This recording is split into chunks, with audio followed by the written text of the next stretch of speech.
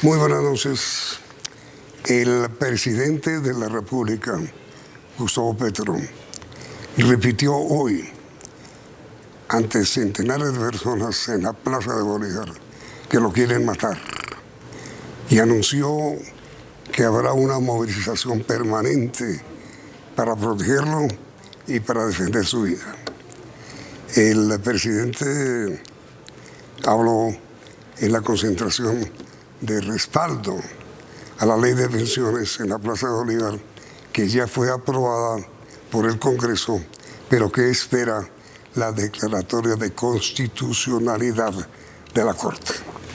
Nuestro invitado de esta noche es el señor Fabio Arias, quien es presidente de la Central Unitaria de Trabajadores y quien organizó las marchas en todo el país que se realizaron para defender la reforma pensional. Esta reforma afronta hoy dos riesgos. Y esa es nuestra primera pregunta, señor Arias. ¿Cuáles son esos riesgos? Bueno, buenas noches, Yamid, a usted y a toda la audiencia de CMI. Esos riesgos tienen que ver con el hecho de que hay 150 demandas en la Corte Constitucional, vinculadas muchas de ellas a los sectores del Centro Democrático y Cambio Radical y otras de los señores de Asofondos, es decir, los diferentes fondos privados. Fondos privados. Unos y otros, digamos que los de los partidos políticos, estaba vinculada a que se declare inexequible toda la ley, toda, por vicios, dicen ellos, en el trámite y el procedimiento, puesto que según ellos no hubo debate en la plenaria de la Cámara, que era el último debate para ser definitivamente aprobada, y lo que hizo la Cámara fue aprobar el texto que venía del Senado. Pero hay pruebas de que eso ocurrió. Sí, pero eso ocurrió. El tema es si hubo debate o no. Sí. Entonces, hay demasiados mecanismos o demasiados hechos que demuestran que sí hubo debate. No más para aprobar la ponencia positiva, tienen que hacer un debate. Y lo hubo. Y lo hubo totalmente. Y empezó la discusión de algunos artículos. Y empezaron la discusión de los artículos. Pero por el problema del tiempo, sí. Y exactamente el hecho de que quienes se oponían a la ley querían buscar el mecanismo para que por los términos, es decir, ya venía el 20 de junio, entonces no iban a completar todo el debate que se quería o la discusión de todos los artículos y por tal motivo la hundían.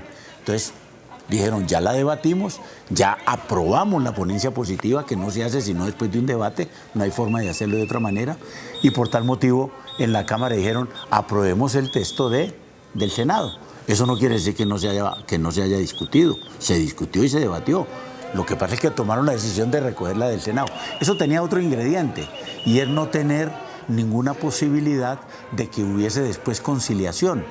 ¿Por qué? Porque había había un riesgo muy grande de que el presidente del Senado, que es el que determina la comisión de conciliación, que siempre estuvo en contra de la reforma, ¿sí?, se inventara una comisión para hundirla. Entonces, obviamente que se tomaron todas las precauciones mayor posibles desde la Cámara para que eso tampoco sucediera, ni por los términos, ni por la posibilidad de que Iván Name terminara metiéndole la mano a la reforma para hundirla. Tomaron esa decisión. Pero perdón, ¿hubo o no hubo diferencia entre lo que aprobó el Senado y lo que aprobó la Cámara? Ninguna. Por eso no hubo conciliación.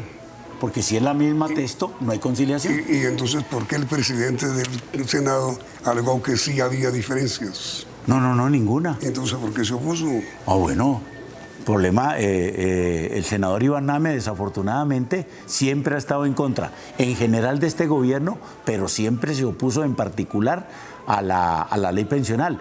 Él la tuvo engavetada durante 13 meses. Pero el Senado la aprobó. Bueno, pero la tuvo engavetada. Lo que quiero hacerle ver es que la tuvo engavetada. Sí. Hizo máximos esfuerzos para que el trámite del Senado a la Cámara fuera lo más corto posible y por tal motivo se hundiera. No lo logró.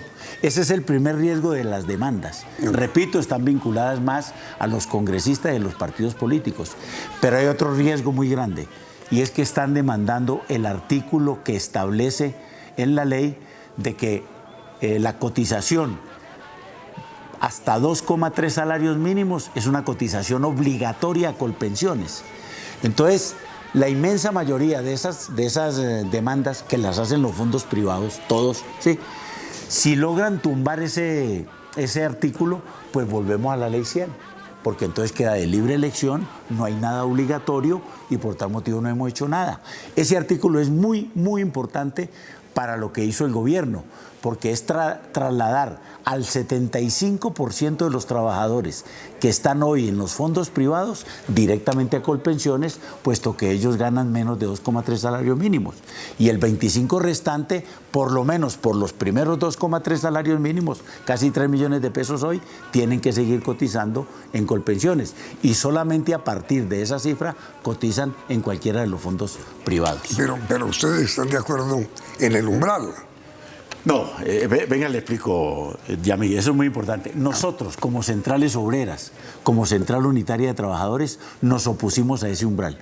Nosotros siempre hemos discutido que el umbral debe haber sido mínimo de 4 salarios mínimos. Pero finalmente hubo un acuerdo sobre 2.3. Sí, ese acuerdo lo hizo el gobierno, especialmente con un sector del Senado, que prácticamente le dijo al presidente Petro, si usted quiere que esa reforma pase, tiene que bajar el umbral hasta 2,3 salarios mínimos. Como se dará cuenta, una cifra política, no una cifra muy técnica, porque desde el punto de vista técnico, los estudios que hizo la Universidad Nacional hablaban exactamente de que era viable y había sostenibilidad en Colpensiones y en los fondos hasta 4 salarios mínimos. Sin embargo, no lo logramos. 2.3. Quedó en 2,3 y desafortunadamente eso no quiere decir que no vayamos a seguir luchando para que ese umbral de aquí a mañana pueda subir a 4. Pero por ahora es 2,3. Pero el punto de los fondos privados es que si nos tumban ese artículo, ¿sí? Yo no sé qué mecanismos vayan a argumentar al respecto, ¿sí? No creo que haya nada ilegal. ¿De la ley? De la ley. Complicado. Bueno, eso digo yo también. Pero el 75% de las demandas, Yamit, es contra ese artículo. Es decir, los fondos privados sí saben dónde está la almendra de la ley. Demandas ante la Corte. Ante la Corte, todas. 75% de esas 150, aproximadamente 120, le apuntan a ese artículo. Por eso le digo, hay una que es contra toda la ley y una que solamente se mete con ese artículo. ¿Y por qué? Porque si usted tumba ese artículo, quedamos otra vez, ahí sí como se dice, como en la ley 100, los fondos privados, libertad de elección y siguen ellos teniendo toda esta cantidad de trabajadores que hoy siguen teniendo. Es que la ley les quita el 75% de sus actuales cotizantes y los pasa obligatoriamente a Colpensiones, que son los trabajadores que ganan menos de 2,3 salarios mínimos. Se quedan sin cotizantes ellos. La cifra es de esta manera, Yamit. El 78% de la cotización, una vez esté en pleno desarrollo de la ley, que es el 1 de julio del año entrante, ¿sí? El 78% de la cotización queda en manos de Colpensiones y solamente el 22% queda en manos de los fondos privados. Hoy las cifras al revés. Más del 70% de las cotizaciones están en los fondos privados y solamente menos del 30% en Colpensiones. Es decir, se voltea la torta y por eso ellos quieren tumbar ese artículo. Se tuviera la torta a favor de los trabajadores. A favor de Colpensiones y de los trabajadores, porque todos los trabajadores que pasen a Colpensiones, el día que se pensionan con el régimen de prima media, no con el régimen del fondo privado. Y Colpensiones sí tiene capacidad financiera, músculo económico para responder por esa obligación. Bueno, sí, por supuesto. Además, la ley creó un fondo que lo va a poner en fiducia en el Banco de la República. Sí. Recuerde que eso se dijo. Sí. Y entonces es el Banco de la República, esa fiducia, la que va a administrar los recursos. Digamos que lo hace de manera independiente a Colpensiones, ¿sí? Pero al final, Colpensiones, el día que vaya a pagar las pensiones, va a hacer uso de ese fondo. Es apenas inevitable que lo haga. Y entonces, todas las movilizaciones que hoy en Colombia en favor de la ley, ¿qué buscan? ¿Cuál es el objetivo que usted los organizó? ¿Para qué? Bueno, esa movilización tiene el propósito de, obviamente, de solicitar demandar de la Corte Constitucional que la declare exequible. Así como ellos están pidiendo que la declare inexequible, nosotros estamos diciendo, mediante la movilización popular, ¿sí?, de que la declare exequible. Constitucional. Bueno, constitucional, correcto. El hecho de que sea una norma que beneficia a un sector de ciudadanos colombianos que no tienen casi nada en su vida, es una ley definitivamente de mucha naturaleza y mucho carácter social. Es de las que más ha tenido ese comportamiento de servirle directamente a la gente. 3 millones de colombianos que no tienen nada en la vida, ¿sí?, que no reciben ingresos de ninguna parte, que ni trabajan ni nada, pero que ya tienen más de 60 años si son mujeres o 65 si son hombres, van a recibir el ingreso solidario de 225.000 pesos a partir del 1 de julio del año entrante. Eso establece la ley. Eso establece la ley. Y por ahora está sana y salva. Sana y salva, sí.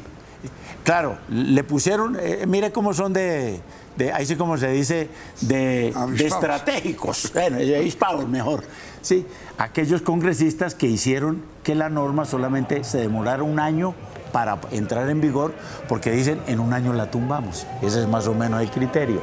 Bueno, nosotros con todos esos adultos mayores, con todos estos viejos y viejas, vamos a seguir obviamente presionando, en el buen sentido de la palabra, de manera pacífica a la Corte Constitucional para que no vaya a atender esas pretensiones ni de los fondos privados ni de estos partidos políticos que no la quieren.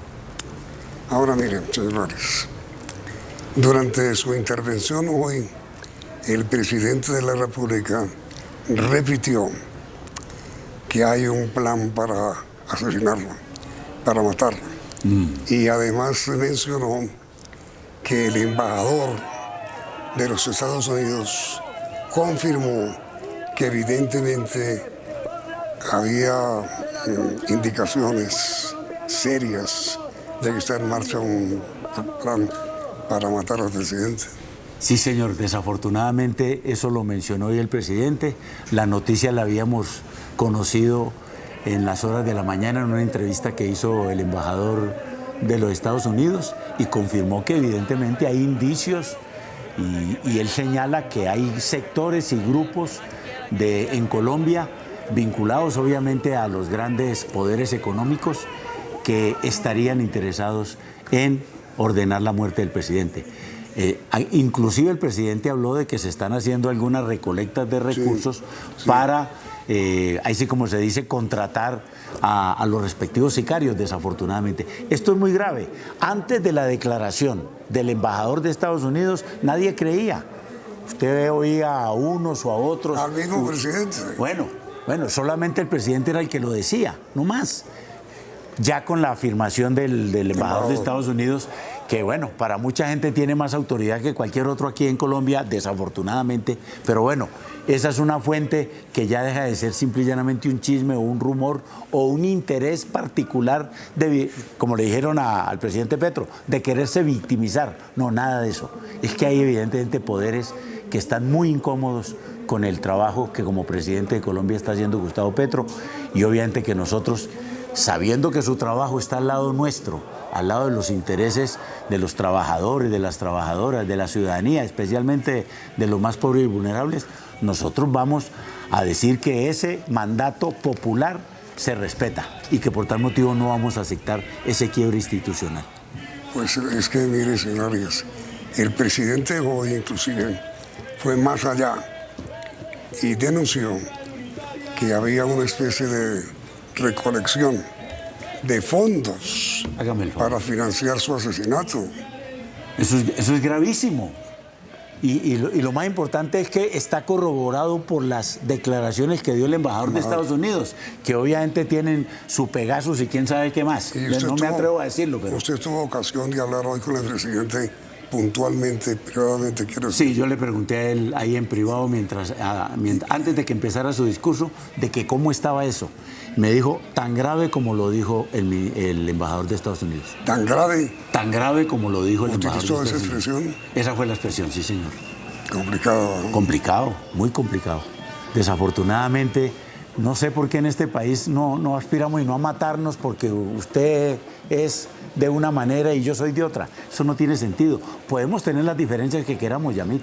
Lo que no podemos aceptar es que el otro proceda a, ahí sí como se dice, a quitarle la vida al otro. La violencia política de quitarle la vida al otro es un tema que desafortunadamente en Colombia ha tenido una cultura muy grave. No hemos salido de eso y desafortunadamente hoy vuelve a ponerse al orden del día ese tema. Por eso nosotros, entre otras cosas, por eso nosotros estamos reclamando de que es muy importante que los actores armados ilegales piensen seriamente en la paz en Colombia. Aquí cualquier cosa que pase por la vía de un golpe de Estado, digamos, vía institucional, para decirle de una manera, o vía de que terminen asesinando al presidente Petro, se viene un baño de sangre de la cual, como diría mi abuelita, ojalá nos coja confesados. No es para alarmar, pero están dadas las cosas. Es mejor prevenir que curar, es mejor tomar, ahí sí como se dice, medidas de cautelares, medidas de prevención, para que ojalá nunca suceda eso. La seguridad del presidente Petro está, para nosotros los que nos toca hacer cosas con esa, muy harta y muy aburridora. Esa casa militar molesta por todo ahora. Casi que no nos dejan entrar hoy las pancartas a la movilización. Pero bueno, entendemos que eso se ha agudizado y por tal motivo se han vuelto todavía mucho más rigurosos y estrictos en la situación del presidente de la República. Sí, las medidas hay que tomarlas. Pues. Sí, mejor que las tomen, estoy de acuerdo. ¿Quién está desarrollando esta campaña en contra de la reforma pensional y por qué? Bueno, desde el punto de vista político, hay un staff de gente vinculada al Centro Democrático y gente vinculada a Cambio Radical, políticamente. Y desde el punto de vista económico está directamente a Sofondos, ¿sí? ¿Por qué? Porque la norma evidentemente golpea a los fondos privados. Les quita ese poder que hoy tenían de la cotización. La cotización anual en los fondos del régimen pensional, sea público o privado, son aproximadamente unos 28 billones de pesos anuales, ¿sí? Cuando se hizo la reforma tributaria, me sirve aquí para decir qué es lo que está en juego en la Corte Constitucional, cuando llegaron las demandas a la Corte Constitucional frente a la reforma tributaria, sí, el hecho de haberle quitado los impuestos de las regalías a las grandes multinacionales de la minería y el petróleo, se perdieron 6,7 billones de pesos. Aquí están en discusión si esos 28 billones, por lo menos el 78% van a quedar en Colpensiones o van a seguir quedando en los fondos privados. Esa es la discusión que hay. ¿Y esa plata dónde está? Esa es la que cotizamos todos los trabajadores todos los años. ¿Pero dónde está? ¿Quién la maneja? Hoy los fondos privados, mayoritariamente. ¿Sí? Por eso le digo yo, 78% lo manejan hoy los fondos privados. Digamos 70-30 para poner una cifra cómoda. ¿Sí? 70 lo manejan los fondos privados y solamente 30 Colpensiones. Y esa es la discusión que hay sobre esos 28 billones. ¿Quién los va a seguir manejando? Entonces, la ley lo que dice es, de aquí en adelante los va a seguir manejando es Colpensiones, sí, señor. Un fondo público. Y por tal motivo pierde acceso a esos recursos los fondos privados. Empiezan a marchitarse, dijo el anterior presidente de Asofondos, Santiago Montenegro. Empieza a marchitarse. No es un marchitamiento fulminante. Eso es así. Así es, así quedó. Porque todos los años la cotización va a seguir quedando siempre en Colpensiones. Y todo eso que ellos acumulaban año a año, que ha llegado hasta el término de 430 billones, empieza entonces a caerse. Pero bueno, ¿cuánto dinero va a manejar Colpensiones? Bueno, pues si Colpensiones va a manejar aproximadamente 23 billones de pesos mensuales, anuales. A partir del momento... Billones. A partir del momento en que entre en vigencia la ley. Sí, por eso. ¿Tiene capacidad Colpensiones para manejar semejante cantidad de dinero? Recuerde, Yamid, que lo va a administrar en una fiducia en el Banco de la República. ¿Sí? Entonces, esa fiducia pues, va a tener una junta directiva, ¿sí? En la cual va a tener representación, obviamente el gobierno, va a tener representación Colpensiones, pero va a tener representación el Banco de la República. Ellos son los que van a manejar como se dice en términos financieros, el portafolio de inversiones. Recuerde usted que una de las discusiones que tenemos con los fondos privados es que el 57% de esos recursos que manejan los fondos privados están en el exterior. ¿Cuánto ha requerido este gobierno para decirle al sector financiero que haga unas inversiones forzosas? Pues bueno, con ese fondo en fiducia en el Banco de la República van a tener esa posibilidad. Es supremamente beneficioso para el país que esa plata la pueda manejar directamente pues, el Estado. Pero entonces, señor Arias, la situación hoy concreta muy puntualmente, ¿cuál es? ¿Y cuál es el futuro que le espera a esa situación de hoy? Bueno, el futuro es que nosotros vamos a defender al máximo la ley pensional para que quede como está, en lo inmediato. Ya le había dicho que en lo más largo plazo nosotros vamos a pelear para que el umbral sea más alto. Perdón que le interrumpa. Dice usted, para que quede como está, es decir, ¿cómo? Que exista el ingreso solidario, que exista el régimen semicontributivo, que exista la pensión anticipada, que exista la pensión voluntaria. Todos esos mecanismos. Ingreso solidario perdón, Yamil, y que la cotización obligatoria, ¿sí?, en el umbral de 2,3 siga y esté siempre en Colpensiones. Ese es el punto. Y este es el punto de la discusión, ¿sí? Entonces, el ingreso solidario son los 225.000 pesos que le van a dar a 3 millones de colombianos y colombianas. A quienes hoy no reciben nada. No reciben, no, hay unos de ellos, eso va a ser para 3 millones, aproximadamente 1.600.000 reciben hoy 80.000 pesos. Esos 1.600.000 van a subir a 225.000 y 1.400.000 más van a recibir los 225.000 que hoy no reciben nada. Ahora miren, ¿cuáles son las otras amenazas que afronta la reforma que originó que usted organizara las manifestaciones de hoy? No, las amenazas son estrictamente frente a la Corte Constitucional, todas ellas. Sí, únicamente. Sí, porque son los únicos que hoy pueden echar para atrás una ley que ya aprobó el Congreso. Son los únicos. Pero usted decía antes que hay fuerzas, tanto políticas como económicas, como gremiales, sí, estimulando un posible fallo adverso de la Corte. Sí, señor, totalmente. Eso hace parte de las 150 demandas que ya hay en la Corte Constitucional. ¿Y quiénes están detrás de eso? Cambio Radical, Centro Democrático en términos políticos. ¿Y por qué? Porque ellos, mejor dicho, y bueno, le explico, y desde el punto de vista económico son los fondos privados. Ahí donde está, usted muy bien lo sabe, dos grupos financieros muy fuertes, el Grupo Aval y el Grupo Empresarial Antioqueño. Esos dos grupos controlan el 81% de los depósitos en los fondos privados. Entonces, a ellos, que también viven financiando a estos congresistas del Centro Democrático y Cambio Radical, y por eso ellos están metidos en eso, ¿sí?, pues hay conjunción de interés, el uno por la economía, el otro por la política, y se combinan en términos de financiación, y quieren tumbarla a toda costa. Y mire, ¿y qué tiene que ver el Centro Democrático ahí?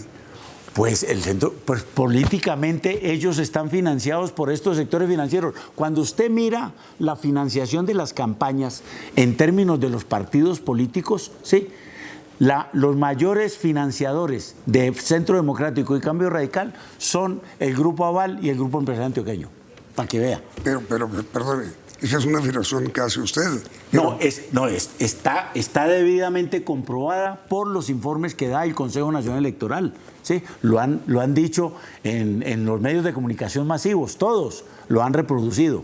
Y entonces aparece, ¿cuánto le dan al Centro Democrático? Tanto, le dan un poquito menos a Cambio Radical. Y ya le dan mucho más poquito a los demás partidos, Partido Liberal, al Partido de la U, pero los que llevan la mayor cantidad de esa financiación son estos dos grupos. Por eso están tan interesados en hacer juntanza, como se llama ahora, para que la ley pueda ser declarada inconstitucional. Y entonces, señor Arias, entre esos hechos que usted dice que existen, ¿qué va a pasar?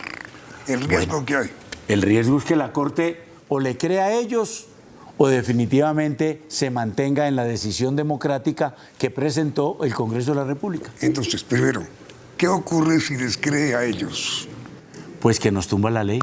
Pueden pasar dos cosas. Primero, que diga totalmente se cae la ley, miércoles.